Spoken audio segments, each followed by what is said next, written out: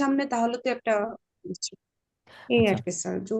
আচ্ছা, ঠিক আছে না তাহলে। আসলে অসুবিধা নাই, বাট স্লাইডটা হইলে ভালো আছে। এতদিন আমরা হচ্ছে এতদিন ধন্যবাদ জানাই পরামর্শের জন্য। এতদিন আমরা হচ্ছে ইউনিট ওয়ান, তাহলে ইউনিট ওয়ান হচ্ছে সক্রিয় শিখন ও দক্ষতা ও কৌশলের ইউনিট ওয়ানটা আমরা শেষ করলাম বলা যায়।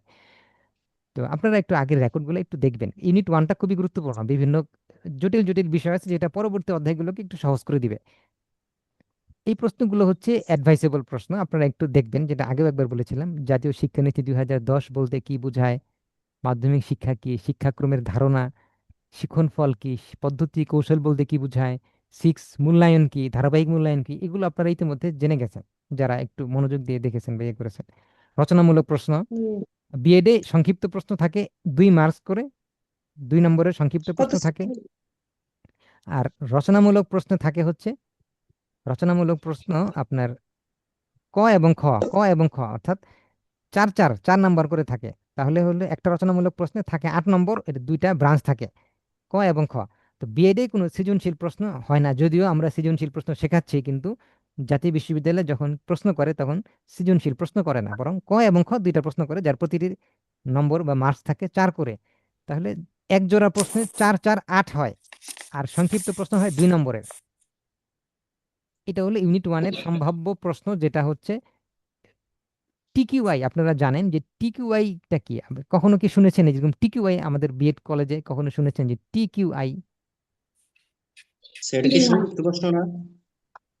টিকিউআই হচ্ছে আপনার টিচিং কোয়ালিফিকেশন ইমপ্রুভমেন্ট।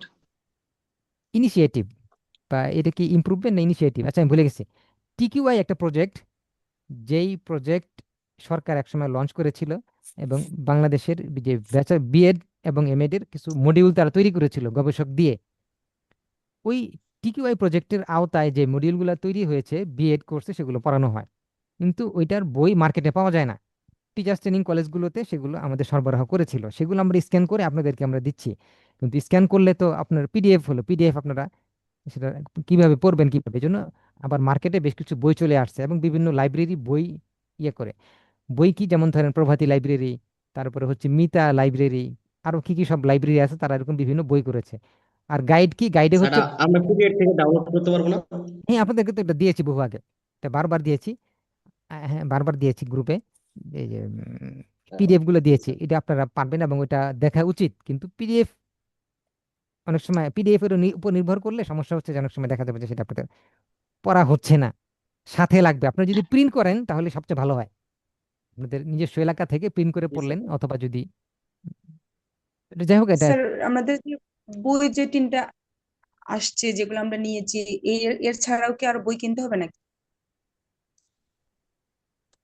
না, আমার মনে হয় আর কেনার প্রয়োজন নাই। এক সেমিস্টারে জি 6টা বই, স্যার। তো 6টা মানে হুম। বিষয় এগুলো। তিনটা